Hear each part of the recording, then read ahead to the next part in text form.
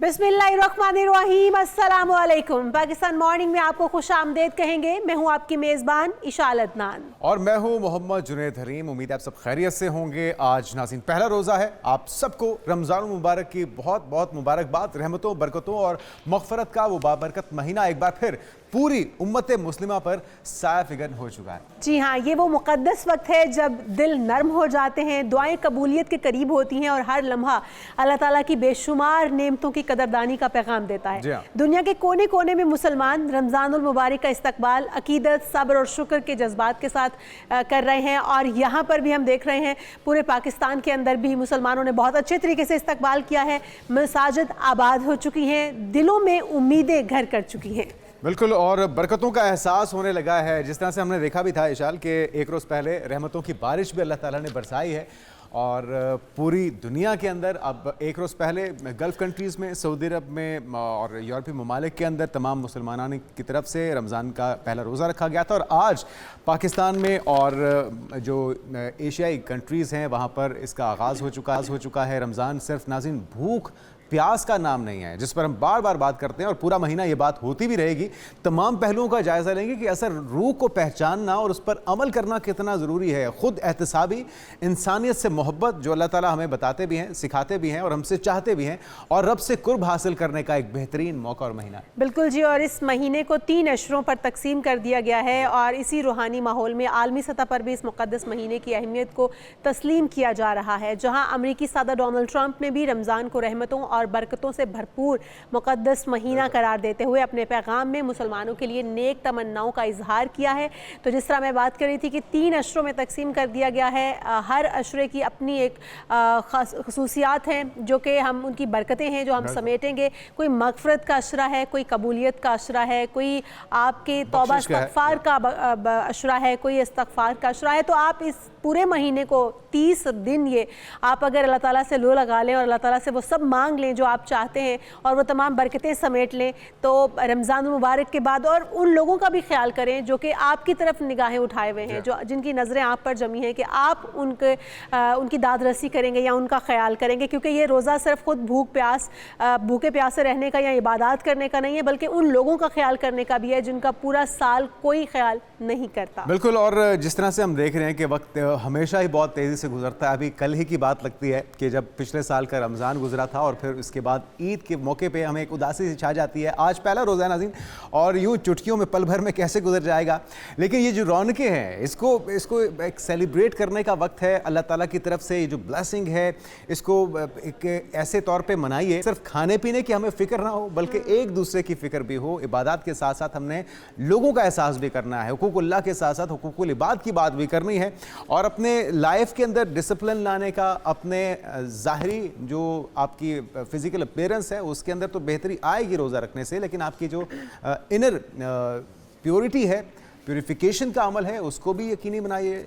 जाने सेहत के उसूलों के मुताबिक अपने सहर अफ्तार को कीजिए, और उन लोगों का ख्याल लाजमी रखना है आपने जो कि अल्लाह ताला की तरफ से किसी आजमाइश का शिकार हैं, या जो साल भर मुख्तलिफ़ तरीके से फाकों के या फिर भूख और अफलास का शिकार रहते हैं। तो इन सारी चीज़ों को मद्देनज़र रखना हमारा काम है। सब कुछ हुकूमतों ने नहीं करना, ये हमारी एक और आपकी, हम सब की ज़िम्मेदारी है। हमारे आस पड़ोस में क्या हो रहा है, और वो लोग जो कि मुखय्यर हज़रात हैं, उनकी भी ज़िम्मेदारी बनती है कि वो तमाम तर जो अल्लाह ताला ने उनको नेमतें दी हैं उसको बाँटें, और जो असल रूह है रोज़े की उसे समझा जा सके। बिल्कुल जी, और हम जिस तरह बात कर रहे हैं कि ये रमज़ान है मिल बांट कर बैठने का भी, और अपने दुख दूसरों के साथ शेयर करने का, अपनी खुशियाँ भी दूसरों के साथ शेयर करने का। तो यहाँ पर हम बात करेंगे कि तमाम जो रमज़ानुल मुबारक के हवाले से हुकूमती इक़दामात हैं वो कितने काफ़ी हैं। हुकूमत ने जो रमज़ान बाज़ार लगा दिए गए हैं उसमें अशिया, क्या ज़रूरी अशिया जो हैं वो आपको सही दामों मिल रही हैं, क्वालिटी क्वांटिटी सब ठीक है या नहीं, ये सब भी जानेंगे क्योंकि हमारे नुमाइंदगान इस वक्त मार्केट्स में मौजूद हैं। तो सबसे पहले हमारे साथ अरीबा आफ्ताब है लाहौर से, फिर शिराज हसन है फैसलाबाद से, और उमैर शेख मुजफ्फरगढ़ से, फयाज़ अहमद फैज़ी हैं चनाब नगर से, जबकि शाहिद वर्क हैं शेखुपुरा से। हम इन तमाम नुमाइंदगान से जानेंगे कि क्या सूरत हाल है। सबसे पहले हम अरीबा आफ्ताब का रुख करेंगे। अरीबा, आप लाहौर में मौजूद हैं, बताइएगा रमज़ान बाज़ार में किस तरह की सूरत हाल आप देख रही हैं, कितना रश है यहाँ पर, और जो कीमतें हैं वो बताइएगा कि शहरी उससे मुतमईन हैं। जी बिल्कुल जुनैद और इशाल, आज पहला रोज़ा है और जो शहरी है वो बहुत ही पुरजोश दिखाई देते हैं। रमज़ान की आमद के साथ ही हुकूमत की जानिब से रमज़ान बाज़ार लगा दिए गए हैं। शहरी यहाँ पर आ रहे हैं, चीज़ें ख़रीद रहे हैं। हम शहरियों से भी बात करते हैं। अस्सलाम वालेकुम मैम, बताइएगा कि रमज़ान का आज पहला रोज़ा है और आप रमज़ान बाज़ार में चीज़ें ख़रीद रही हैं, तो क्या सरकारी नर्ख पे मिल रही हैं चीज़ें आपको? वालेकुम अस्सलाम जी, यहाँ पर गवर्नमेंट रेट पे सब कुछ मिल रहा है और इनफैक्ट बहुत अच्छा सब कुछ ऑर्गेनाइज़ किया हुआ है। यहाँ पर सब चीज़ें काफ़ी फ्रेश हैं और सब कुछ अच्छा है यहाँ पर। अभी तक आपने क्या ख़रीदा है? अभी तो मैं आई हूँ, देख रही हूँ चीज़ें और विज़िट करूँगी पहले मैं सारा। काफ़ी नीट एंड क्लीन है यहाँ पर और अब रमज़ान के अकॉर्डिंग तो आपको पता है सब चीज़ें ही लेने वाली होती हैं, तो आप स्टार्ट करते हैं शॉपिंग, फिर समझ लगेगी। ठीक हो गया। जैसा कि आपने जाना कि शहरी तो काफ़ी पुरजोश हैं ही और ख़रीदो फ़रोख्त का भी सिलसिला जारी है। हमारे साथ यहाँ पर इंचार्ज भी मौजूद है, उनसे जान लेते हैं। जी सर, बताइएगा कि क्या सरकारी नर्ख पे आप चीज़ें दे रहे हैं? जी, आप इस वक्त सहूलत बाज़ार वाजद कॉलोनी में खड़ी हैं। आटे का सरकारी रेट जो नोटिफाइड में है वो 850 रुपये में फ़रोख्त हो रहा है और चीनी 140 में है। इसी तरह चिकन हमारा 15 रुपये लेस है और मटन 750 रुपये है, बीफ 750 और मटन 1550 रुपये है। इसी तरीके से टमाटर हैं हमारे पास 88 हैं, आलू हैं 20 रुपये हैं और जो प्याज है वो 58 रुपीज़ में है। इसके अलावा जिस बाज़ार में आप खड़ी हैं हमारे पास सीनियर सिटीज़न कैंप भी मौजूद है, जिसमें 60 साल से ज़्यादा उम्र के लोग बैठ के वहीं पे बैठ के हमारा नुमाइंदा सुपरवाइज़र वहाँ पे डिप्यूटेड है। एज़ पर कस्टमर डिमांड जो उनकी रिक्वायरमेंट्स है बाज़ार में उनको ख़रीदारी करके हम उनको वहीं पे प्रोवाइड करते हैं। और शॉपिंग ट्रॉलीज़ है उनके लिए और उनको बाइज़्ज़त तरीके से हम गेट पे यहाँ से रुखसत करके आते हैं। और इसके अलावा हमारे पास फ्री होम डिलीवरी सर्विस भी है, जो इसी सरकारी नरखनामे पे 5 किलोमीटर के रेडियस पे कस्टमर को घर की दहलीज पर हम सामान प्रोवाइड करते हैं। जी बिल्कुल, जैसा कि आपने जाना कि यहाँ पर जो, अगर मेरा कैमरामैन अली जाहिद आपको दिखा सके तो बहुत यहाँ शुक्रिया पर अलीबा, आपने बताया। और एक के सस्ती मयारी अशिया का दस्तयाब होना ये एक ब्लेसिंग है और हम देख रहे हैं कि इक़दामात हुए हैं। ऐसा नहीं है कि सिर्फ नाक़दीन के मुताबिक हर चीज़ पे एतराज़ किया जाए। जो अच्छी चीज़ है उसकी निशानदेही हम करते रहेंगे, जो अच्छा काम है उसको भी हाईलाइट किया जाएगा। रुक कर लेते हैं फैसलाबाद का। माह सियाम के दौरान अवामी रिलीफ के लिए रमज़ान बाज़ार वहाँ पर भी कायम किए गए हैं, जहाँ आटा है, बेसन है, फल सब्जियाँ ओपन मार्केट से कम निर्खों पर दस्तयाब हैं। तो वहाँ से भी जान लेते हैं। बिल्कुल, और सस्ती अशिया मिलने पर शहरी भी वज़ीर आला पंजाब मरियम नवाज़ को सराह रहे हैं। तो हम जान लेते हैं, शराज हसन हम वहाँ पर मौजूद हैं। शराज हसन, आप बताइएगा फैसलाबाद के अंदर भी शहरी उतने ही मुतमईन है जितने लाहौर के अंदर हमें अरीबा ने बताया? बिल्कुल जुनैद और इशाल, अगर फैसलाबाद की बात आपको मैं तो फैसलाबाद में वज़ीर आला पंजाब मरियम नवाज़ की खुसूसी हिदायत पर ज़िले इंतज़ामिया की जानब से अवामी रिलीफ के लिए रमज़ान बाज़ार कायम कर दिए गए हैं। इन रमज़ान बाज़ारों में जो अशियाए ज़रूरियाँ हैं वो ओपन मार्केट से मुनासिब दामों इधर मिल रही हैं। रमज़ान बाज़ारों में जो मुख्तलिफ़ चीज़ों के रेट्स हैं उनमें ख़ास तौर पर अगर मैं आटे की बात करूँ, बेसन की बात करूँ और मुख्तलिफ़ फल जो हैं उनकी कीमतें ख़ास तौर पर, क्योंकि फल जो हैं वो ज़्यादा इस्तेमाल होते हैं रमज़ान में, और दीगर सब्ज़ियाँ भी हैं, इनके रेट्स 15 से 20% कम हैं ओपन मार्केट से। शहरी इस वाले से काफ़ी खुश हैं। एक शहरी मेरे साथ मौजूद हैं, इधर इनसे बात करते हैं कि वो क्या कहते हैं। भाई बताइए कि रमज़ान बाज़ार इधर आप आए हैं तो इधर रेट्स कम हैं, क्या कहेंगे इस वाले से, कितना अच्छा इक़दाम है? जो बाहर जो मार्टों में जो रेट्स लगे हैं उनकी निस्बत यहाँ पे रेट जो कम है, 50, 100, 150 रुपये चीज़ कम यहाँ पे मिल रही है। तो ये हुकूमत का बहुत अच्छा इक़दाम है जो उन्होंने आवाम को लीव दिया रमज़ान के महीने में। तो उम्मीद है कि वो आगे भी बेहतर, रमज़ान के बाद भी बेहतर जो काम करेंगे। तो अच्छा लगा कि ये इक़दाम किया उन्हें हुकूमत ने। ठीक है, बहुत शुक्रिया शराज हसन, हमारे साथ ही मौजूद रहिएगा। फैसला हाल भी लाहौर से कुछ मुख्तलिफ नहीं है, वहाँ पर भी शहरी बहुत मुतमिन हैं जो हुकूमती इक़दाम किए जा रहे हैं। तो हम शेखुपुरा की जो 500 तहसीलें हैं वहाँ का भी जान लेते हैं कि सस्ते रियायती रमज़ान बाज़ार वहाँ पर भी कायम किए गए हैं, जहाँ पर ओपन मार्केट की निस्बत 10% रियायत पर खुरोनोश की फ्राहमी मुमकिन बनाई जा रही है। तो जुनैद, वहाँ से भी जान लें। बिल्कुल जानते हैं। शेखुपुरा में शाहिद विर्क मौजूद हैं। शाहिद, शेखुपुरा में इंतजामात कितने मौसर हैं, क्योंकि बहुत से लोग ये शिकवा भी करते हैं कि सारा फोकस गवर्नमेंट का लाहौर पर होता है। तो क्या पंजाब भर के अंदर यही इंतजामात या इक़दामात हैं जो लाहौर में देख रहे हैं? जी जुनेद और इशाल, शुक्रिया। जिस तरह आपको पता है कि रमज़ानुल मुबारक के बाबरकत महीने का आगाज़ हो चुका है। इस महीने में हुकूमत की भी कोशिश होती है कि शहरियों को सस्ते दामों अशिया खुर्दो नोश की फराहमी मुमकिन बनाई जा सके। वज़ीर-ए-आला पंजाब की खुसूसी हदायत पर डिस्ट्रिक्ट इंतज़ामिया भी फील्ड में मुतहरक नज़र आ रही है। जो वज़ीर-ए-आला के निगहबान रमज़ान प्रोग्राम के तहत पूरे डिस्ट्रिक्ट में 35 रायती बाज़ार लगा दिए गए हैं और 15 जो है वो दस्तरखान लगाए गए हैं, जहाँ पर शहरियों को अफ्तारी भी करवाई जाएगी। जो रायती बाज़ार लगाए गए हैं वहाँ पर 10% रायत पर शहरियों को मुख्तलिफ़ चीज़ें जिसमें फल, सब्जियाँ, आटा, चीनी, दालें, खुश्क मसाला जात, मुर्गी का गोश्त और दीगर चीज़ें यहाँ पर प्रोवाइड की जा रही है। मैं इस वक्त मंडी में लगाए गए एक रायती बाज़ार में मौजूद हूँ। मेरा कैमरा मैन यहाँ पर दिखाएगा कि शहरी सुबह सवेरे यहाँ पर ख़रीदारी करते हुए नज़र आ रहे हैं और खुश भी नज़र आ रहे हैं। खुशी इसलिए कि यहाँ पर ओपन मार्केट की निस्बत 10% रायत चीज़ें शहरियों को प्रोवाइड की जा रही हैं। Deputy commissioner Shahid Imran mart भी यहाँ पर अब से कुछ देर पहले पहुँचे थे। यहाँ पर इंतज़ामात का उन्होंने जायज़ा लिया है, शहरियों से दरियाफ्त किया है, मुश्किलात का पूछा है, कहा है कि कोई कंप्लेन हो। हमारे साथ मौजूद थे। शेखपुरा में भी इकदाम अच्छे हैं और ये बहुत ही पॉजिटिव चेंज है जो पंजाब के मुख्तलिफ शहरों में हम देख रहे हैं। वज़ीर आला पंजाब मरियम नवाज़ के विजन के मुताबिक पंजाब भर की तरह मुख्तलिफ इलाकों में हमने जो देखा है, हमारे नुमाइंदगान बता रहे हैं और मौके पर मौजूद हैं, तो इस चीज़ का सबूत है कि काम तो हो रहा है। बिल्कुल। तो हम मुजफ्फरगढ़ में भी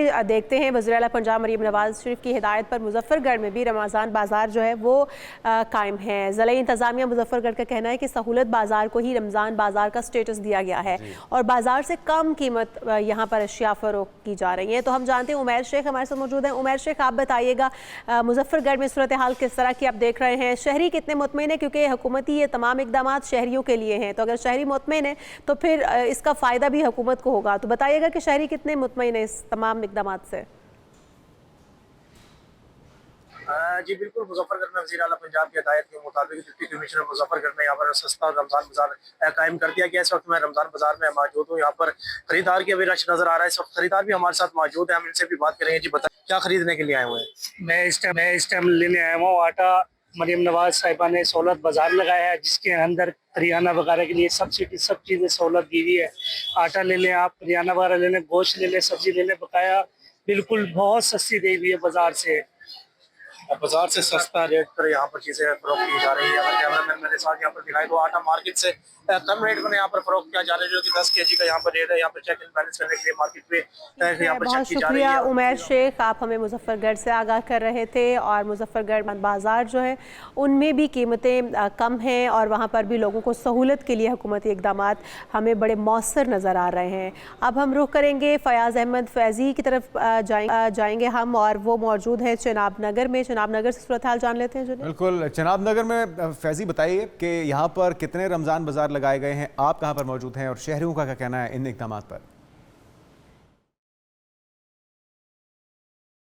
जी शुक्रिया और जुनेद। वज़ीर आला पंजाब मरियम नवाज़ के विजन के मुताबिक ज़िला भर की तरह और पंजाब भर की तरह चिनाब नगर में भी जो है वो सस्ता रमज़ान बाज़ार लगा दिया गया है। यहाँ पर ज़रूरत ज़िंदगी की जो तमाम अशिया हैं वो मौजूद हैं सस्ते दामों पर। आपको ये भी बताता चलूँ कि सब्ज़ी, फ्रूट, चिकन, मटन, बीफ और इसके साथ साथ आटा, घी, चावल और दालें जो हैं इनके अलग अलग स्टॉल लगाए गए हैं। बाज़ार से काफ़ी जो कम कीमतों पर इन स्टॉलों पर चीज़ें मिल रही हैं। यहाँ पर आपको ये भी बताता चलूँ कि चीनी का जो स्टॉल लगाया गया है उस पर चीनी जो है वो 140 रुपये फ़ी किलो में मिल रही है, जबकि वही चीनी जो बाज़ार में है उसका वहाँ पर जो 170 रुपये रेट है वो वहाँ से 170 रुपये किलो में मिल रही है। इसी हवाले से जब हमारी शहरियों से बात हुई तो शहरियों का भी यही कहना था कि वज़ीर आला पंजाब मरियम नवाज़ का सस्ता रमज़ान बाज़ार के हवाले से एक अच्छा इनिशिएटिव है। यहाँ पर शहरियों को जो है और रोज़ेदारों को जो है वो बड़ा रिलीफ मिल रहा है। इसी हवाले से जब हमारी डिप्टी कमिश्नर चिन्योट आयशा रजवान से बात हुई तो उनका भी यही कहना था कि शहरियों के लिए ये सस्ता रमज़ान बाज़ार वज़ीर आला के हुक्म पर लगाए गए हैं। जिला भर में आपको बताता चलूं में बता रहे थे और ये है कि पिछली बार हम बताते थे कि इंतज़ामात नाकिस हैं, लोग शिकायत कर रहे हैं। पहला रोज़ा है और उम्मीद करते हैं कि इसी तरह से तसलसल जारी रहे। इंतज़ामात बहुत अच्छे हैं, सिर्फ लाहौर में नहीं बल्कि तमाम पंजाब के अंदर जिन अजला से हमने रब्ता किया किया, मुख्तलिफ नुमाइंदगान से आपने गुफ्तगू भी सुनी और शहरियों की राय क्या थी वो भी आपने जाना। बिल्कुल जी, तमाम नुमाइंदगान का शुक्रिया कहना चाहेंगे। अरीबा आफ्ताब, शराज हसन, उमैर शेख, फयाज अहमद फैजी हमारे साथ मौजूद थे, आप तमाम का शुक्रिया।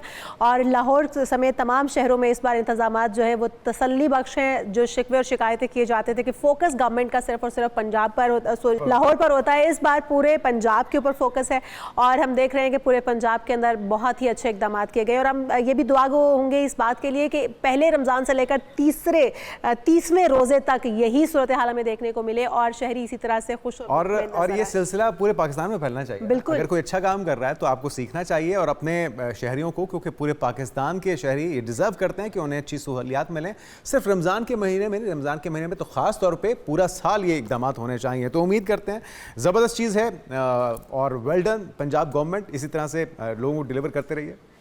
बिल्कुल जी, और यहाँ पर एक ब्रेक शामिल कर लेते हैं। जब ब्रेक से वापस आएंगे तो आपको बताएंगे कि पाकिस्तान ने सुपर 8 मरहले के लिए क्वालिफाई कर लिया है और बड़े अच्छे मार्जिन से मैच जीता है। हम उम्मीद करते हैं कि अगले मैचेस भी इसी तरह से होंगे। इस पर बात होगी तफसील के साथ, लेकिन इस ब्रेक के बाद हमारे साथ वेलकम बैक। और आईसीसी T20 वर्ल्ड कप में पाकिस्तान ने शानदार ऑलराउंड कारकर्दगी का मुजाहरा करते हुए नामीबिया को 102 रन से एक बड़े मार्जिन से शिकस्त देकर सुपर 8 मरहले के लिए क्वालिफाई कर लिया है। बनता भी यही था और वैसे तो हर मुकाबले में ऐसी ही परफॉर्मेंस होनी चाहिए, लेकिन कुछ तब्दीलियां पहले से ही ज़ेरे गर्दिश थी, खबरें कि होने जा रही हैं। वैसे तो तीनों सीनियर्स को निकालने की बात हो रही थी, लेकिन हमने देखा है कि सिर्फ शाहीन को बाहर किया गया है, बाबर और शादाब को टीम में शामिल किया गया, लेकिन बाबर को टीम में होते हुए भी खिलाया नहीं गया। क्या ये तब्दीलियां काफ़ी थी या और भी कुछ होना? अच्छा, लेकिन लगता यही है कि ये बेहतर फैसला था। सलमान अली आगा ने टॉस जीतकर पहले बैटिंग का फैसला किया, ये भी दुरुस्त साबित हुआ। और उसके बाद जो पाकिस्तान ने ओपनर साहबजादा फरहान की शानदार सेंचुरी देखी है और हम देख रहे हैं कि उन्होंने 200 रन का हदफ पाकिस्तान ने जब जड़ा तो उसमें सबसे ज़्यादा कॉन्ट्रीब्यूशन जो थी साहबजादा फरहान की ही थी, जिन्होंने 57 गेंदों पर 4 छक्कों और 10 चौकों की मदद से T20 वर्ल्ड कप में अपनी पहली सेंचुरी भी स्कोर की है। तो हमारे साथ मौजूद है Syed Mohammad Awais, sports journalist, sports तज्जियाकार। वेलकम टू शो कहेंगे आपको। अवैस भाई, पहले तो रमज़ान मुबारक, आपको पहला रोज़ा है आज, यकीनन आपका भी रोज़ा होगा, आपको मुबारक चाहेंगे रमज़ान की। और फिर उसके बाद रमज़ान के साथ साथ एक दूसरी खुशी जो हमें मिली है वो ये है कि हम नामीबिया से भी फाइनली मैच जीत, बिल्कुल सुपर 8 मरहले में फाइनली दाखिल हो चुके हैं। ये जो तब्दीलियाँ की गई थी, जैसा जुनैद ये कहते क्या ये काफ़ी हैं? आप क्या समझते हैं ये तब्दीलियाँ कितनी बेहतर साबित हुई हैं टीम के लिए? आप सबको भी रमज़ान मुबारक और ख़ास करके जो बैकएंड पे जो टीम काम कर रही थी उनको भी रमज़ान मुबारक। और एक अच्छी बात है कि जब आप सुपर 8 की बात करते हैं तो एटलीस्ट आप एक बड़े तगड़े जो एक स्टांस होता है ना, उसके हिसाब से आप सुपर 8 के अंदर दाखिल हो रहे हैं। ये जीत आपके लिए इंपॉर्टेंट भी थी, कुछ चेंजेस भी इंपॉर्टेंट थी, जैसे आपने भी कहा शाहीन, क्योंकि अगर साइकोलॉजिकली अगर फिट की बात करूं तो नज़र आपको नहीं आ रही, क्योंकि तीनों मैचेस के अंदर जो उनकी परफॉर्मेंस थी बनता था कि आप उनको रिप्लेस करते। सलमान मिर्ज़ा को जब भी एक मौका दिया गया शाहीन की जगह पर उन्होंने कंटिन्यूसली परफॉर्म किया। जब भी उस लड़के को एब्सेंस के अंदर उनको मौका दिया उसने परफॉर्म किया है। रहा सवाल मिडल ऑर्डर का, जो कि आपको भी पता है कि फोर्सफुली एक मिडल ऑर्डर बनाया गया, क्योंकि बाबर हो, चाहे उस्मान हो, चाहे ख्वाजा नाफे क्यों ना हो, ये सारे के सारे लड़के ऊपर खेलने वाले, ओपन करने वाले हैं। तो मिडल ऑर्डर के पास आपके पास कोई सस्टेनेबिलिटी या बैक एंड पे अगर आप बाहर देखें अपना टेबल के ऊपर, तो आपके पास कोई सच को बेंच के ऊपर लड़का मौजूद नहीं था। मैं आज भी इस चीज़ को फील करता था कि जो आपने पिछला जो कॉम्बिनेशन अभी आपने नामीबिया के खिलाफ खिलाया है, ये भी आपने जाके फोर्सफुल चेंजेस किए हैं, क्योंकि आपको पता है सुपर 8 ऐसा मरला है जहाँ पर आप 1-2 मैच भी हारते हो तो आप एक ऑलमोस्ट आप नॉकआउट की वर्ज पे हो जाते हो। आपके पास एक मैच विनर बैठा फखर जमान की शक्ल पे, मुझे नहीं समझ में आ रही कि उसको पाकिस्तान टीम में क्यों नहीं इंक्लूड किया जा रहा। बाबर ठीक है, बाबर आजम है, जो भी मामला हैं उनके ऊपर बात होती है, नजर आ रहा है कि वो परफॉर्म नहीं कर पा रहे, क्योंकि जिस पोजीशन में हम उसको खिला रहे हैं वो पोजीशन ऐसी है। और खिला भी तो नहीं रहे अवैस भाई, खिला भी तो नहीं रहे। टीम का हिस्सा होते हुए बाबर को ना खिलाना, एक तरह की दो मैसेज हैं। एक तो ये कि शायद उनकी जो मकाम है, मर्तबा है, उसको देखते हुए टीम में रखा गया, लेकिन फिर भी ना खिलाना। और फ़खर जमान जो कि किसी भी मौके पर कहीं पे भी वो अच्छा परफॉर्म करते हैं, किसी भी प्रेशर को वो झेल जाते हैं, तो उन्हें ना खिलाना ये मंतक समझ में नहीं आ रही। और शादाब को फिर सारी चीज़ें बनाकर और आइडियल सिचुएशन में भेजना कि शायद वो जो नाकदीन हैं उनको खामोश करवाया जा सके। तो ये चीज़ें क्या वजह है? ये किस चीज़ का दबाव है, किसकी तरफ से दबाव है? देखिए, मुझे पता है कि डेफिनेटली फ़ैन प्रेशर भी होता है, मीडिया प्रेशर भी है, लेकिन हम हमेशा बात करते हैं जो चेस्ट पे एक स्टार लगा हुआ उससे बड़ा तो कोई स्टार नहीं है ना। अगर पाकिस्तान क्रिकेट बोर्ड है, पाकिस्तान है, तो सारे के सारे प्लेयर्स हैं। हमारा मसला ये होता है कि जब हम शॉर्ट टर्म प्लानिंग की बात करते हैं, पिछले मैच में भी आपकी शॉर्ट टर्म प्लानिंग थी ना, कोई लॉन्ग टर्म प्लानिंग तो है नहीं जिसमें आपको यार हाँ कोई ऐसी तब्दीली हो कि आपको यार वर्ल्ड कप अब जीत सकते हैं हम लोग, यहाँ टफ टाइम जाके टीम्स को दे सकते हैं। बाबर आजम को आप टीम के अंदर लेके आए, स्टेबिलिटी के लेके आए कि जी अपना ऐसा एक प्लेयर चाहिए मिडिल ऑर्डर के अंदर जो कि रोटेट द स्ट्राइक करे।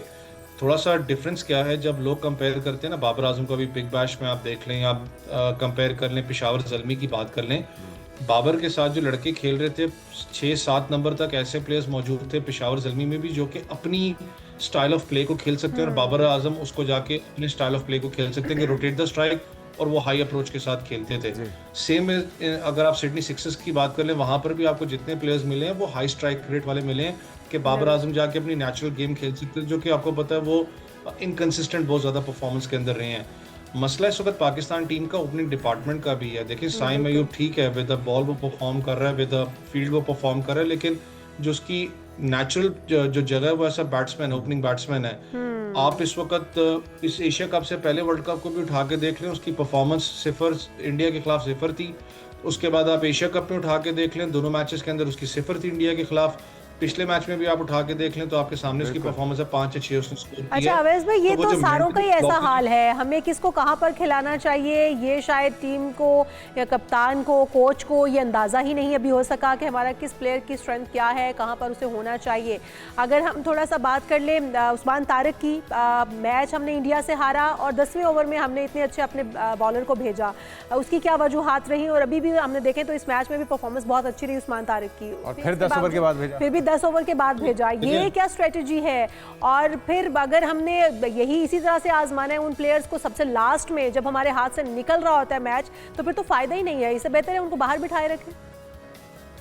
देखें जिस वक्त आपके पास ऑप्शंस बहुत ज़्यादा टीम में होती है ना, इस वक्त सलमान अली आगा के पास अगर मैं स्पिनर्स की बात करूं ऑलराउंडर्स को मिला के तो 6-7 स्पिनर्स की तो ऑप्शन उनके पास मौजूद है, जो कि सब टीमें बात करें कि पाकिस्तान का स्पिन अटैक बहुत अच्छा है इस वर्ल्ड कप के अंदर।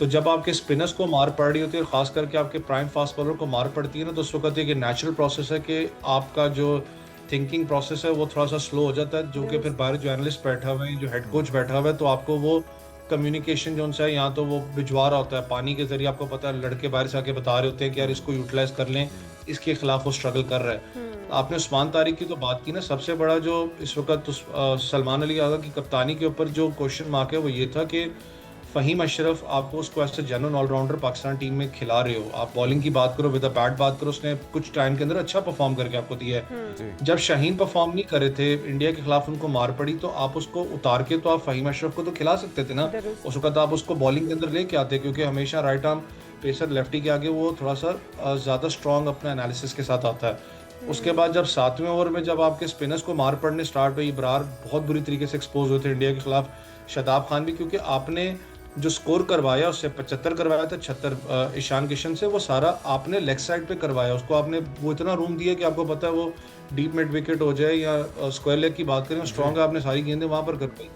आपके पास उस वक्त ऑप्शन था कि आप उस्मान खान को इंट्रोड्यूस करवाते, लेकिन इतना लेट लेके आना, मैंने कहा ना कि जब आपके पास ऑप्शन ये तो फिर जो फैसला साजी का फुकदान है ये तो फिर कप्तानी के ऊपर कई सवाल खड़ा कर देता है। अगर सारे फैसले बाहर से आने हैं, कोच ने बताना है या ड्रेसिंग रूम से ही फैसले होकर आने हैं, तो फिर जो ग्राउंड में इतनी क्लोजली मॉनिटर कर रहा है, ऑब्जर्व कर रहा है, जो सलाहियतें एक्सपेक्ट होती हैं, जो एक यूनिट की तरह परफॉर्मेंस है, वो कप्तान की सुपरविजन या उसकी डायरेक्शन के बगैर तो अवैस भाई नहीं हो पाएगी। और दूसरा, अगर फिर से बात की जाए बेस्ट कॉम्बिनेशन की, अभी भी जो 15 रुकनी स्क्वाड है, क्या उनको सही तरह से हम यूटिलाइज़ कर पा रहे हैं और क्या तब्दीलियाँ होनी चाहिए, क्योंकि आगे बहुत बड़े बड़े इम्तिहान है। तो नामीबिया की टीम थी, एक बड़े मार्जिन से हम जीतती है, जो टॉप एक मरला है उसके अंदर भी हम आ गए, लेकिन श्रीलंका, न्यूजीलैंड, इंग्लैंड, बहुत से चैलेंजेस जिसको हमें सामना करना पड़ेगा।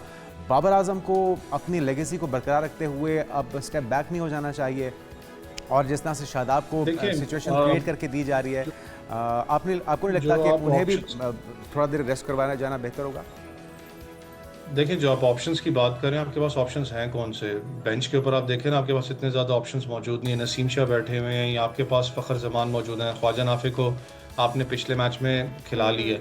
मसला ये है कि जब आप इस टीम सिलेक्शन की बात करते हैं, इसलिए बात हो रही थी ना कि अब्बास अफरीदी को किस लिए ड्रॉप किया गया है। जब आप जो 6 नंबर बैट्समैन की बात करते हैं, तो आपके पास अब्दुल समद था, उसको किस लिए ड्रॉप किया? उसने एक मैच भी नहीं खेला, आपने उसको स्क्वाड से ड्रॉप कर दिया। उसके बाद आप सुफियान मुकीम, आपके पास बड़ा एक अच्छा ऑप्शन मौजूद था। तो ऑप्शंस आपके पास थे, लेकिन आप उनको टीम में लेके नहीं आए। आपने कहा नहीं बस सुपीरियरिटी शाहिन शाह अफरीदी है, बस उसी को हमने कैरी करना है। इस वक्त अगर टीम आप सुपर 8 की बात कर लें तो मैं फिर कहता हूँ कि बाबर आजम की अगर जगह नहीं बन रही, इसमें कोई हर्ज नहीं है उनको बताना कि भाई ठीक है आप बड़े प्लेयर हो, लेकिन आप इस वक्त बिल्कुल सही कह रहे हैं और हम उम्मीद करते हैं कि अब फेवरेटिज्म खत्म होगा अवैस भाई। और हमने देखा कि शादाब खान के ऊपर जब तनकीद हुई है कि या बाबर आजम पर तनकीद हुई है, राशिद लतीफ़ ने किया, तो बड़े शादाब खान खुलकर बोले हैं। वो कहते हैं कि ये जो पुराने हमारे लेजेंड्स हैं, इन्होंने भी T20 वर्ल्ड कप में कुछ नहीं किया, तो इसका मतलब है कि आप भी कुछ नहीं करना चाहते हैं। बहुत शुक्रिया सैयद मोहम्मद अवैस हमारे साथ मौजूद थे, स्पोर्ट्स ताज़ियाकार। और हम उम्मीद है कि जो आने वाले हमारे इम्तिहान हैं बड़ी टीमों के साथ, हम उसके अंदर भी एक अच्छी स्ट्रेटजी लेकर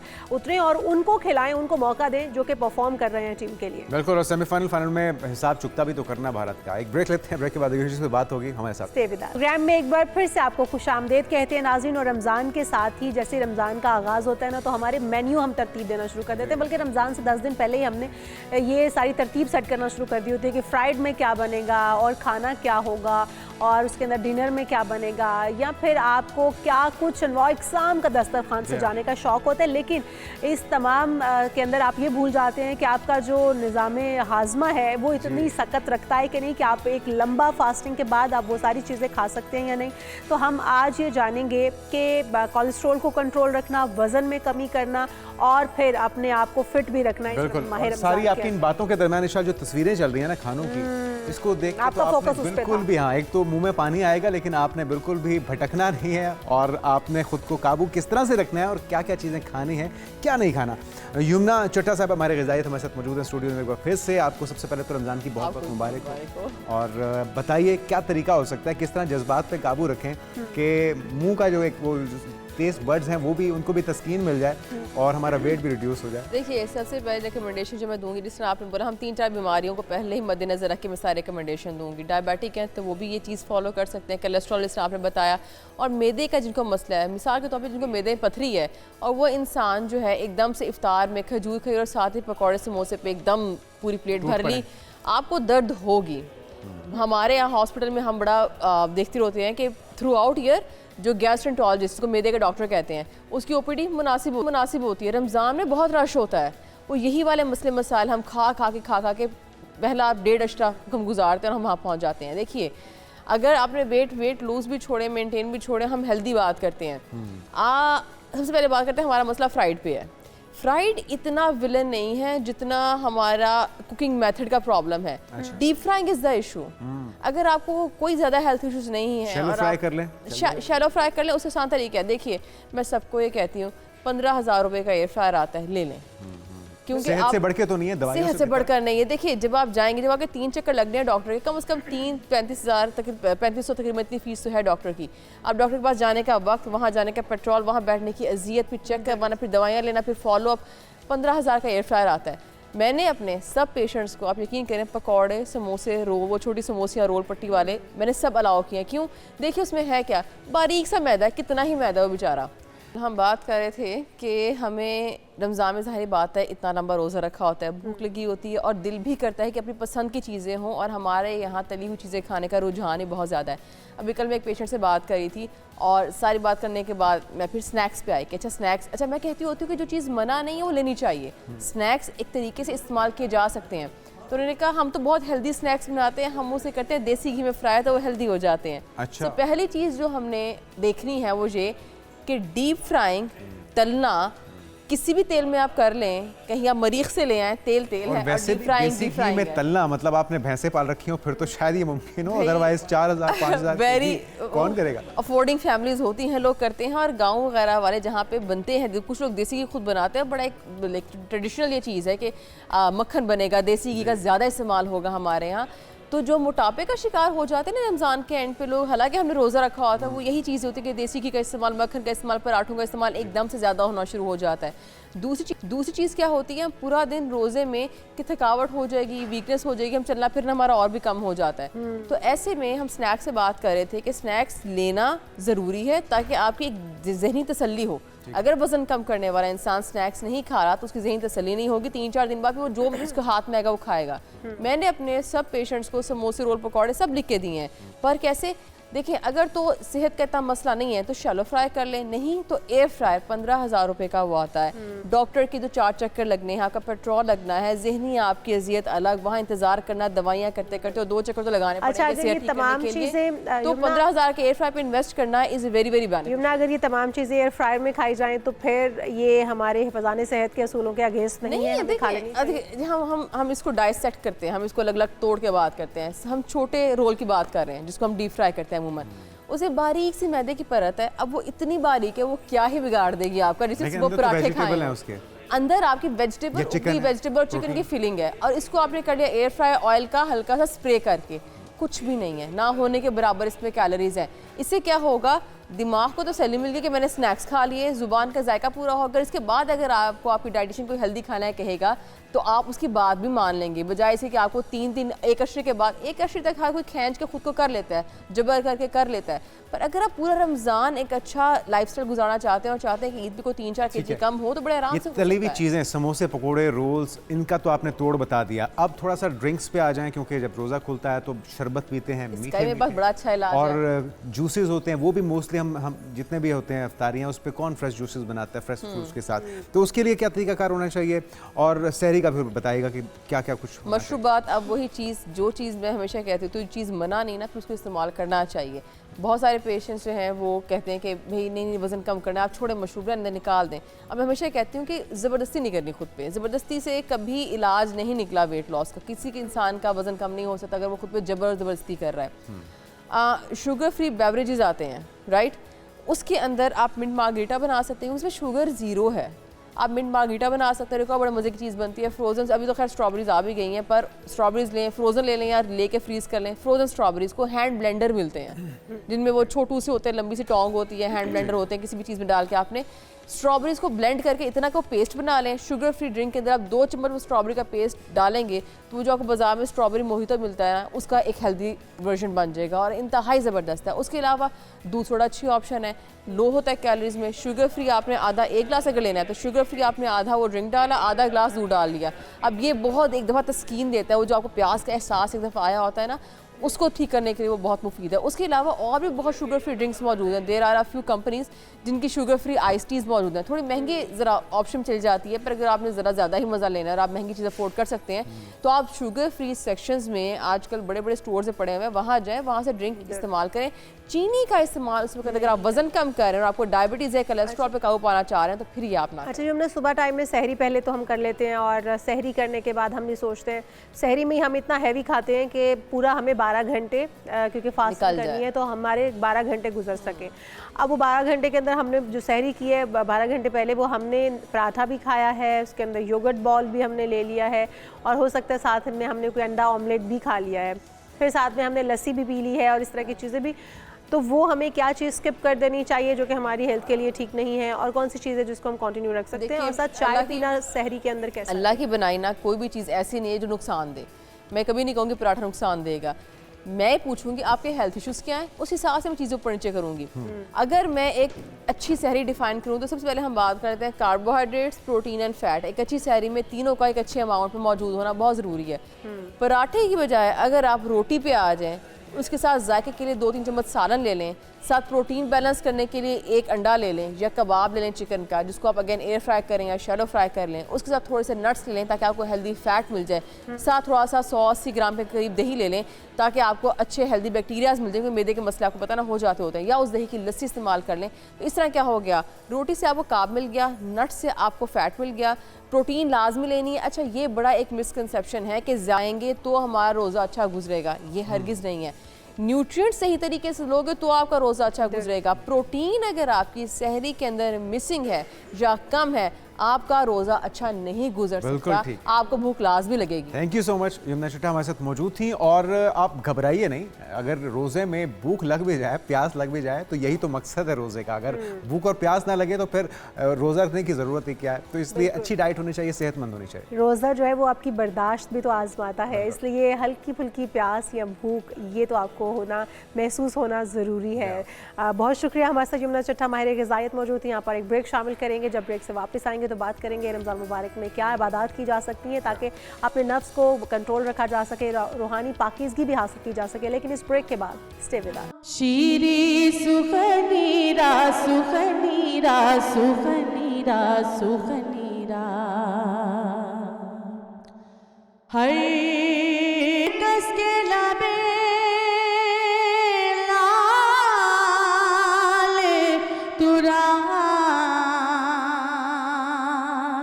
दीदा बदल गुफ्त हर कस के लबे लाल तुरा दीदा बदल गुफ्त हक्का के चे हुश कंदाए अकीके यमनीरा यमनीरा यमनीरा यमनीरा हक्का के चे हुश कंदाए अकीके यमनीरा यमनीरा यमनीरा यमनीरा बुलबुल जतू आमुख्ता शीरी सुखनीरा सुखनीरा सुखनीरा सुखनीरा खैयात अज़ल दो तबर कामत ज़ेबा खैयात अज़ल दो तबर कामत ज़ेबा दरगद तुई जामाए सर्वे चमनीरा चमनीरा चमनीरा चमनीरा बुलबुल जतू आमुख्ता शीरी सुखनीरा सुखनीरा सुखनीरा सुखनीरा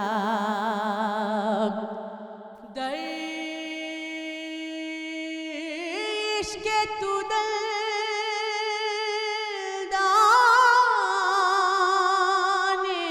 शकत असबल पर तो जामरसा नीदे अवैसे करनीरा करनीरा करनीरा करनीरा तो जामरसा नीदे अवैसे करनीरा करनीरा करनीरा करनीरा अज़े जामिए बेचारा रसा नीद सलामे अज़ीज़ जामिए बेचारा रसा नीद सलामे बर दरगाहे दरबारे बर दरगाहे दरबारे रसूले मदनीरा मदनीरा मदनीरा मदनीरा गुलियज़ रुखता मुख्ता नाजुक बदनीरा बदनीरा बदनीरा बदनीरा। जज़ाकल्लाह, बहुत ही खूबसूरत आवाज़। शबाना अब्बास साहब हमारे साथ नाज़रीन मौजूद हैं और उनके साथ मौजूद हैं अल्लामा करामत अब्बास हैदरी साहब, इस्लामिक स्कॉलर हैं, और उनके साथ मौजूद हैं मोहम्मद नवीद अकरम साहब। आप सबको वेलकम कहेंगे। आप सबको बहुत बहुत मुबारक हो, रमज़ान मुबारक की अल्लाह ताला खैर बरकत लेकर आए हम सभी के लिए। और इस पे बात होती रहेगी कि तरीका क्या हो सकता है, बिल्कुल, और सही रूप क्या है रमज़ान के। हमारे साथ अल्लामा साहब मौजूद हैं, तो क्यों ना हम उनका फ़ायदा उठाएं। अल्लामा साहब, रमज़ान मुबारक का इस्तकबाल किस तरह से करना चाहिए हमें, और किस तरह से इसकी रूह तक पहुँचा जा सकता है? औज़ुबिल्लाहिमिनश्शैतानिर्रजीम बिस्मिल्लाहिर्रहमानिर्रहीम। तमाम हमद उस पाक अल्लाह के लिए जो आलमीन का रब है, लाखों सलाम हमारे मोहम्मद मुस्तफ़ा सल्लल्लाहु अलैहि वसल्लम पर और आपकी आले तहार पर। सबसे पहले मैं तमाम रमज़ान मुबारक की पाकीज़ा महीने की और चैनल के तमाम अरकान को इसकी मुबारकबाद पेश करता हूँ। मैं ये समझता हूँ कि मेरे पाक अल्लाह ने, मेरे रहमान और रहीम अल्लाह ने ये इरादा कर रखा है कि उम्मत रसूल अल्लाह सल्लल्लाहु अलैहि वसल्लम के लिए नई नई आसानियाँ पैदा करें। तो उस ज़िमन में मेरे पाक अल्लाह ने रमज़ान मुबारक को रहमत का महीना करार दिया और अपना महीना इसे करार दिया।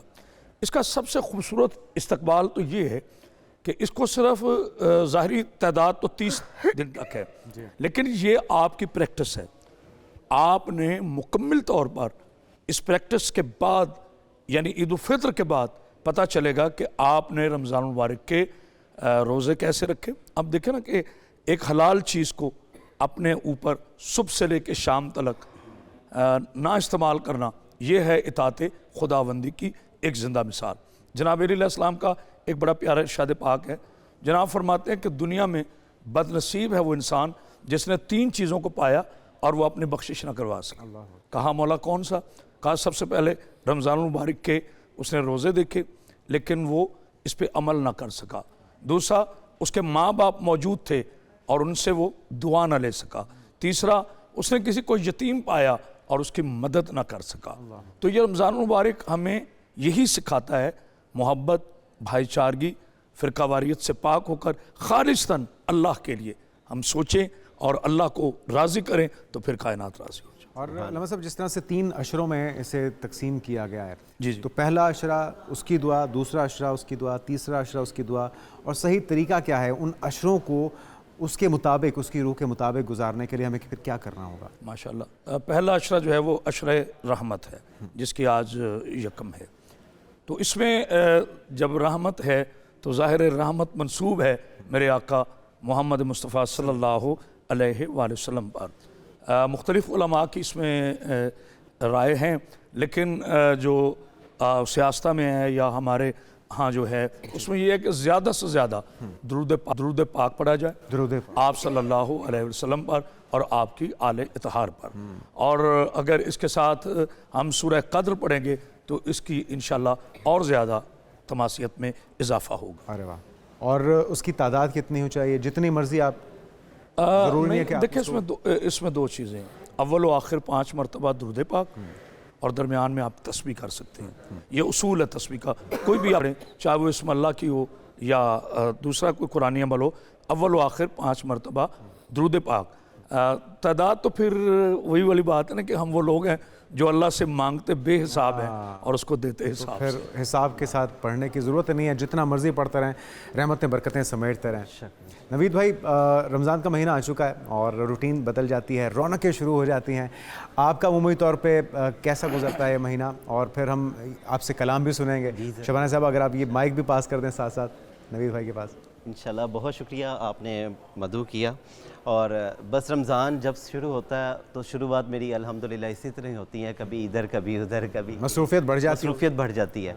लेकिन अल्हम्दुलिल्लाह के ये जो एक रूटीन है, इस पे मुझे अल्लाह पाक ने इस्तकामत बख्शी कि मैं 1 साल से इस रूटीन पे चल रहा हूँ। सुभान कहीं ना कहीं ऑफ एंड ऑन जो है ना वो मैं कर रहा हूँ कि फास्टिंग का अमल, क्योंकि ये वैसे ही जो है हमारे लिए तो बरकत है महीना, और इसका जो अमल है अगर इसको हम पूरी ज़िंदगी में अपने लिए उसको कर लें, रोल ऑन करें तो पूरा साल प्रैक्टिस करें तो और भी अच्छा है। बिल्कुल बिल्कुल, तो ये बहुत बेहतरीन है। जी ज़रूर ज़रूर।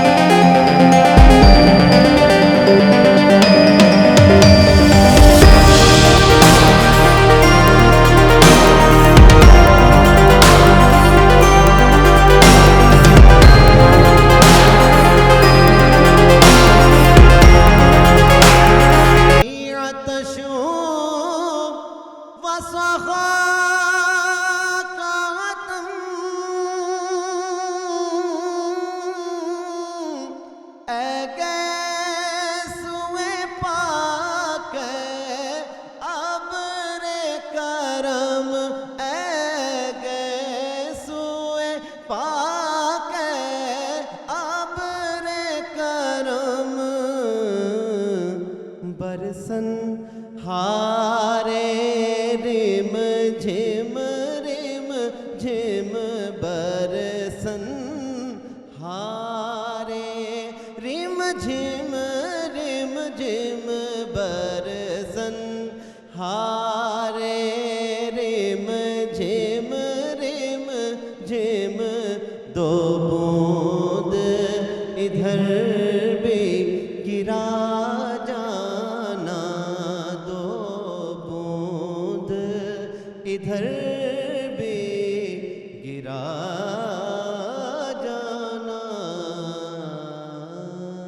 बहुत ही खूबसूरत आवाज़ और उसके ऊपर से अंदाज़े बयां इतना खूबसूरत। अलामा साहब हमारे साथ ही मौजूद हैं, तो जाते जाते अलामा साहब से जान लेते हैं। अलामा साहब, एक तो हम अपने रमज़ान मुबारक को सिवाय इसके कि सहर में क्या खाना है, इफ्तार में क्या खाना है, इसके अलावा उन लोगों को जो कि हमारी मुंतज़िर होते हैं, पूरा साल फाका कुशी का शिकार होते हैं और फिर रमज़ान मुबारक में भी उनके चूल्हे ठंडे पड़े होते हैं, उनको भूल जाते हैं। रमज़ान मुबारक हमें ओवरऑल तीनों अशरों में ही 30 जो महीने के 30 दिन है, क्या सबक देता है, क्या मैसेज देता है उन लोगों के हवाले से? दरअसल जो भी इस्लामी त्यौहार है ना, उनका अल्लाह ने एक मकसद रखा है, क्योंकि उस खालिक कायनात ने मकसद के बगैर किसी चीज़ को तख्लीक नहीं किया। रमज़ान मुबारक जहाँ तक है, हमें वैसे तो उसके बहुत से फ़ज़ाइल हैं। 4 चीज़ें इंसानियत को और बिलखसूस उम्मा मुसलमा को 4 चीज़ें सिखाते हैं। सबसे पहले कि हम भूख की शिद्दत को समझ सकें। पूरे साल हम खूबसूरत खाने खाते हैं, तो जब हम भूखे रहेंगे ना, तो हमें एक भूखे का एहसास होगा कि भूख कैसी होती है। एक होती है थ्योरी, एक होता है प्रैक्टिकल। अल्लाह ने रमज़ान मुबारक की सूरत में आपको प्रैक्टिकल दी है ताकि भूखे की भूख को हम महसूस करें, प्यासे की प्यास को हम महसूस करें। और ये जो तकब्बुराना लाइफस्टाइल है हमारा, और बड़े बड़े दस्तरखान हम पूरा साल इस्तेमाल करते हैं, हमें पता चले कि उसने क्यों फरमाया तुम मेरी कौन कौन सी नेमत का इनकार करोगे। तो अपने गरीब भाई, अपने पड़ोसी के लिए ये अल्लाह ने सबसे पहली चीज़ आपको सिखाई। मिसाल के तौर पर मैं बात को कहना चाहता हूँ, करबला मुअल्ला नवासे रसूल जिगरे गोशे बतूल जनाब सैयदा के पाक बेटे ने जिस तरह से ज़ाहरी तौर पर 3 दिन पानी बंद रहा, तो आज हमें वो चीज़ महसूस होती है कि आज प्यासे की क्या अहमियत है। बल्कि मैं ये समझता हूँ कि वो पानी के मोहताज नहीं थे, लेकिन उन्होंने ये कुर्बानियाँ हम के लिए दी। उनके होंठ पानी को नहीं तरसे, पानी उनके होंठों से लगने के लिए तरसा है, इसमें कोई शक नहीं है। हमें रमज़ान मुबारक में पहले भी मैंने अर्ज़ किया कि ये मोहब्बत सिखाती है, भूखे की भूख हमें बताती है, प्यासे की प्यास हमें बता, यानी ये इंसानी हुकूक की अलंबरदार है। ये चीज़ इंसानी हुकूक समझने के लिए रमज़ान मुबारक से खूबसूरत महीना हमारे पास इसमें कोई दो नहीं। लेकिन अल्लामा साहब, हम देखते हैं कि मगरबी दुनिया में, यूरोपियन कंट्रीज़ के अंदर रमज़ान का महीना आता है तो ऑफ़र्स लग जाती हैं, मुसलमानों के लिए एहतरामन चीज़ों पे आसानियाँ पैदा की जाती हैं, ड्यूटी आवर्स कम कर दिए जाते हैं। यहाँ पे उल्टा हिसाब है, यहाँ पे हुकूमत चेक एंड बैलेंस रखना पड़ता है, सज़ाएँ देनी पड़ती हैं, ऐसी कमेटियाँ बनानी पड़ती हैं, लेकिन हर चीज़ में फिर भी हम मिलावट भी देखते हैं, ब्लैक मार्केटिंग भी देखते हैं, चीज़ों के नर्ख बढ़ जाते हैं। ये क्या मामला है? इस चीज़ के ऊपर तो हमें अमल करना चाहिए, उनको सिखाना चाहिए कि सही रूह क्या है, इस पर अमल किस तरह से होना चाहिए, ना कि हम उनसे सीख पाएँ और फिर भी नहीं सीख पा रहे। अल्लाह, क्या खूबसूरत बात और क्या खूबसूरत सवाल है। इसको मैं हज़रत अल्लामा इकबाल के एक शेर से जोड़ता हूँ कि दिलो निगाह मुसलमान, ज़ुबान ने कह भी दिया ला इला तो क्या हासिल, ज़ुबान ने कह भी दिया ला इला तो क्या हासिल, दिलो निगाह मुसलमान नहीं तो कुछ भी नहीं। इसलिए अल्लाह ने ये दुनिया जो है ना, हम ज़ाहरी स्ट्रक्चर के कायल है, किसकी कितनी खूबसूरत कोठी है, किसकी कितनी खूबसूरत गाड़ी है, किसने कितना खूबसूरत लिबास पहना हुआ है, जबकि मेरा अल्लाह इन चीज़ों को नहीं देखता। मेरा अल्लाह आपके बातिन को देखता है, अमल कि आपका बातिन क्या है। अगर हम रमज़ान मुबारक में इस रहमत के महीने में भी अपनी नीयतें सही नहीं करेंगे तो फिर इन्ना लिल्लाहि व इन्ना इलैहि राजिऊन। जब अल्लाह ने हमें खुली ऑफर दी है कि तुम पूरा साल मुझसे मांगते हो, ये वाहिद महीना है जब मैं तुमसे कहता हूँ कोई है मेरी जन्नत में दाखिल होने वाला, कोई है मेरे से कुर्ब हासिल करने वाला। तो नीयतों की पाकी बहुत ज़रूरी है। जिस्म पाक होता है पानी से और नीयत पाक होती है अच्छी बेशक बेशक बेशक। शबाना साहब, लास्टली शैतान कहा जाता है बंद हो जाता है, तो ये यहाँ पे जो शैतान खुले फिर रहे होते हैं इनका क्या किया जाए, ये क्यों नहीं बंद होते? और फिर आपसे कलाम भी सुनना चाहेंगे लास्ट में। नहीं, वो शैतान की बात आ गई ना कि अगर हम अपने अंदर की जो इंसान की मैं होते हैं ना, अगर हम उसको ख़त्म करेंगे तो ऑटोमेटिक शैतान भी चला जाएगा रूह से, ठीक है। अगर हम, मेरी ये हमेशा बात होती है कि हम लोगों के लिए आसानियाँ पैदा करें, अगर हम उनके लिए कुछ कर नहीं सकते तो लोगों के लिए नेगेटिविटी ये चीज़ें भी नहीं होनी चाहिए, मुश्किलात भी ना पैदा करें, बस ये चीज़ें। जी जी।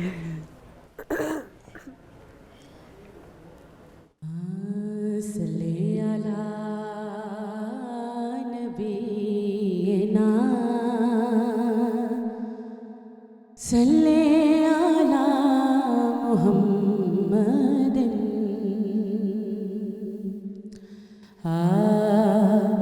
करम आज बालाए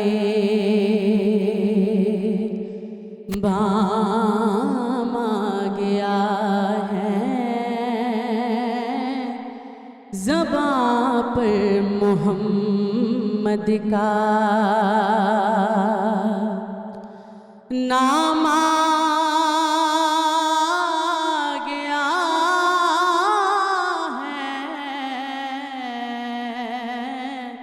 करम आज बालाए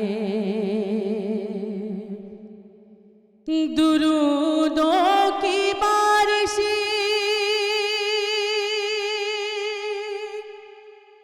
है कौन मकां पर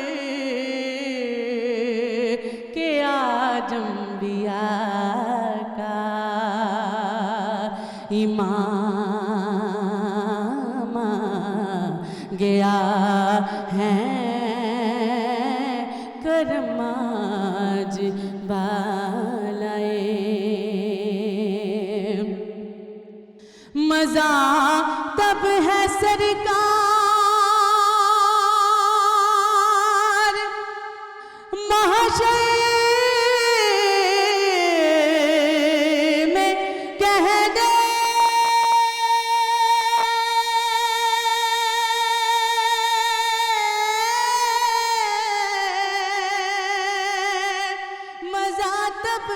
सरकार महाशर में कह दे वो देखो हमारा गुलाम गया है वो देखो हमारा गुलाम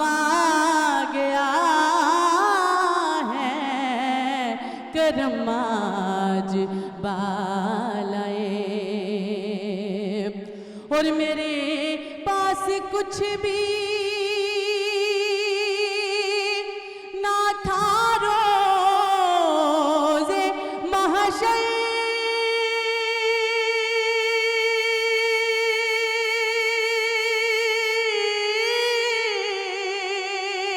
मेरे पास कुछ भी रोज़े महशर नबी का वसीला ही काम आ गया है करम आज बालाए बाम आ गया है ज़बां पर मोहम्मद का। जज़ाकल्लाह। बहुत खूबसूरत अंदाज।